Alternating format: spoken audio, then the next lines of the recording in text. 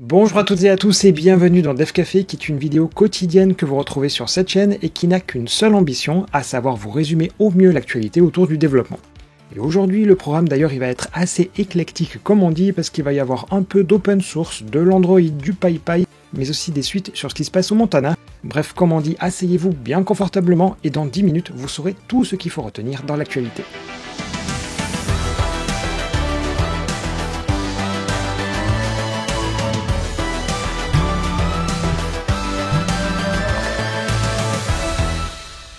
Pour commencer, je vous avais déjà parlé du projet i/OS, mais pour rappel, il s'agit d'une version dégooglisée et open source d'Android et qui a la particularité d'être notamment maintenue par Gaël Duval, qui est l'un des fondateurs de la distribution Linux Mandrake, qui a ensuite été renommée en Mandriva.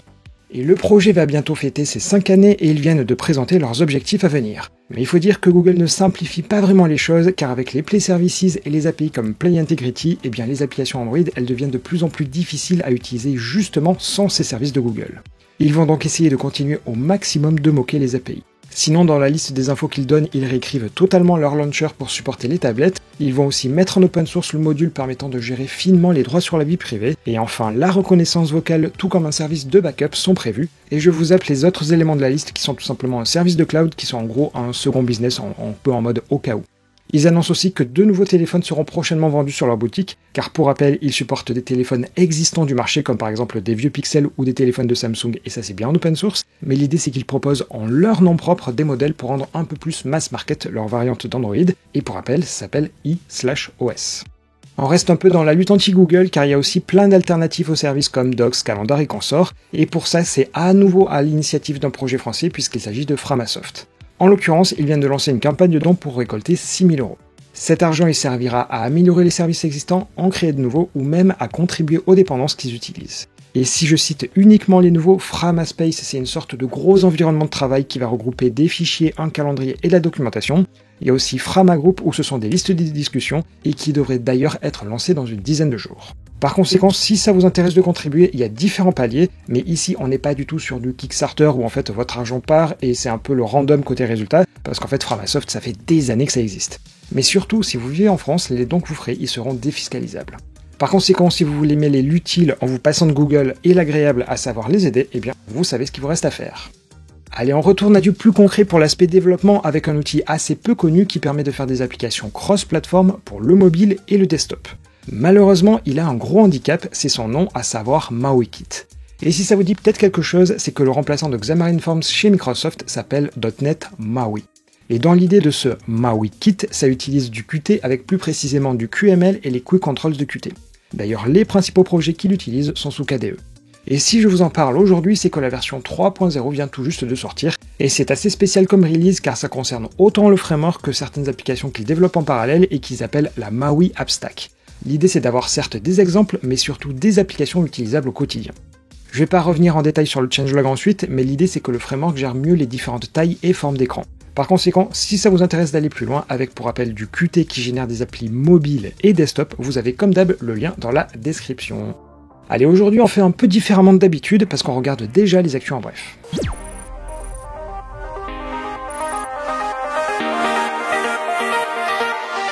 Après une légère pause, il semblerait que ce soit le retour des licenciements car après Meta hier, c'est désormais la plateforme de streaming musical SoundCloud qui se sépare de 8% de son personnel après en avoir déjà remercié 20% en août dernier. Mais c'est aussi le cas de l'éditeur de jeux Relic qui édite notamment le jeu Age of Empires 4 et qui se sépare de 121 employés. Mais place à une bonne nouvelle pour les possesseurs d'iPhone car l'application ChatGPT qui n'était disponible jusque-là qu'aux États-Unis le devient dans une dizaine de pays dont l'Allemagne, la France ou le Nigeria. D'ailleurs, en parlant de France, Motorola vient de recevoir une amende de 7 500 € pour avoir mis sur le marché le smartphone Edge qui dépasse la limite réglementaire de 2 watts par kilo des émissions d'ondes.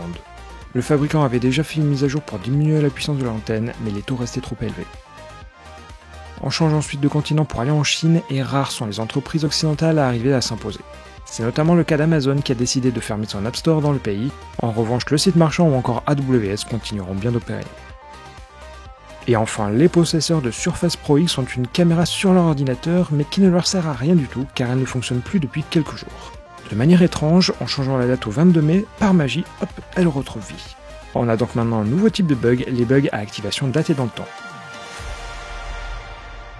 On reprend avec deux sujets sur Android et le premier est que sur la prochaine version, c'est-à-dire Android 14, il sera possible d'enregistrer non plus uniquement la totalité de l'écran, mais uniquement des applications. Et notre ami Michel a pu tester la fonctionnalité et comme vous pouvez le voir dans sa démo, ça évite en fait d'avoir la barre de statut avec l'heure qui est en haut de l'écran, mais ça cache aussi des potentielles notifications comme par exemple un SMS un peu dérangeant de votre maman ou alors de votre relation amoureuse on va dire. Il y a un truc à noter, c'est que l'enregistrement il se poursuit même si vous minimisez l'appli car c'est bien à vous d'appuyer sur le bouton pour arrêter l'enregistrement. Et la seconde info concerne cette fois-ci le Google Play Games for PC qui arrive dans les pays européens car jusqu'à présent la bêta elle était limitée à 13 pays. L'idée c'est que vous pouvez jouer à des jeux Android sur Windows 10 et 11 par l'intermédiaire d'une machine virtuelle car en effet c'est absolument pas du cloud. Mais à la différence du Windows Subsystem for Android, c'est bien compatible avec Windows 10, par contre vous ne pourrez pas l'utiliser pour installer vos applications à la main. D'ailleurs pour l'heure c'est une bêta et seuls 100 jeux sont proposés et je viens de vérifier pour vous, mais malheureusement si vous voulez rajouter votre contenu ou vos jeux si vous préférez, c'est encore derrière une liste d'attente. Pareil, il est question d'un émulateur dédié, mais on l'attend toujours. Donc si vous voulez vous amuser en tant que joueur, eh bien c'est parti, mais si vous voulez publier vos jeux, eh bien il faudra attendre un tout petit peu plus. On continue avec la situation au Montana que je vous avais très vite parlé dans les actus en bref il y a quelques jours, mais je voulais bien tout vous réexpliquer. Comme vous le savez, dans de nombreux États américains et même dans de nombreux pays, TikTok est interdit sur les téléphones fournis aux fonctionnaires. Mais l'idée au Montana, c'est qu'à partir du 1er janvier 2024, plus aucun utilisateur, et j'entends par là les utilisateurs comme vous et moi, ne pourront plus télécharger TikTok, Telegram, WeChat ou encore Temu. Ce bridage, il se fera au niveau des App Store qui devront s'y plier sous peine de recevoir 10 000 $ d'amende par jour. Mais la restriction, elle va être très naïve car avec un simple VPN, il sera possible de télécharger les applications. Et pareil, si les utilisateurs ils ont déjà les applications sur leur téléphone, elles ne seront pas supprimées au 1er janvier. C'est donc finalement assez difficile de comprendre ce que veut faire ici l'État du Montana, si ce n'est en fait remuer du vent. Mais bon, c'est peut-être pour ça aussi qu'iOS 17 devrait avoir une fonctionnalité d'App Store géolocalisée. Allez, on sort du Montana et on continue pour revenir sur PayPal où je vous avais dit qu'ils avaient bloqué le week-end dernier la création des comptes, mais aussi les nouveaux packages, car ils expliquaient avoir une recrudescence de projets et de création d'utilisateurs malveillants. Mais en réalité, c'était plutôt un problème bien humain, car en général, le nombre de rapports de contenu de ce type, c'est aux alentours des 40 lors des week-ends. Mais le problème, c'est que le week-end dernier, il n'y avait qu'un seul modérateur qui devait tout gérer, et forcément, c'était trop limite pour une seule personne. Et juste pour que vous voyez bien la démesure, sur PayPal, il y a environ 450 000 paquets pour une seule personne. Bon, depuis tout est rentré dans l'ordre, mais ça montre bien que tout tient sur un fil. Allez, on a fait les actus en bref, et vu qu'il n'y a pas de grosses infos aujourd'hui, je vous propose qu'on va appeler les actus en vrac, car vous allez voir que les sujets ils sont désormais très variés.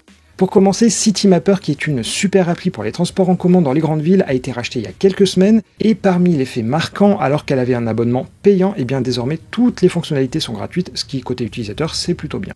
Malheureusement, ils avaient aussi une API, et je viens de recevoir un message comme quoi elle ne serait plus disponible à la fin juin. Alors j'imagine qu'il y avait peu de développeurs qui l'utilisaient, et pour finalement rationaliser les coûts, ils vont la couper. Et si je pars sur cette supposition, c'est qu'avec un aussi petit délai, on sent qu'il n'y avait quand même pas de gros consommateurs de cette API derrière. Ensuite, je suis tombé par hasard sur une application Android qui permet d'analyser les applications installées sur un téléphone pour détecter si elles utilisent du Flutter. Alors, on peut bien entendu faire ça avec des outils externes comme AppBrain ou AppFigure, mais là, c'est vraiment ce qui tourne sur votre téléphone. Et l'avantage, c'est que vous pouvez même savoir la version de Flutter qui est utilisée. Et si vous voulez installer cette appli, elle s'appelle Fluttershark, elle est gratuite sur le Google Play, et je vous ai mis le lien dans le petit i pour aller plus vite.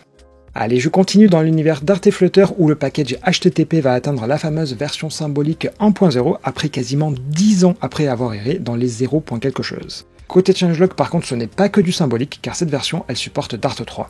Ensuite côté Android Studio, la version stable a reçu une mise à jour mineure et accrochez-vous pour le numéro car c'est la 2022.2.1.patch 2 et dans l'idée ça corrige un problème de chargement des symboles lors du debug avec du code C++ et plusieurs problèmes avec le shrinker R8.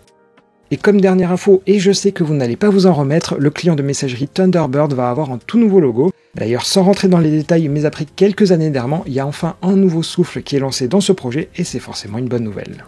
Et voilà, on a commencé par un sujet sur l'open source, et on finit aussi sur de l'open source. J'espère en tout cas que cet épisode un peu différent avec les actus en vrac, ça vous aura quand même un tout petit peu plus, auquel cas n'hésitez pas, comme vous le savez, à faire le petit like sur la vidéo.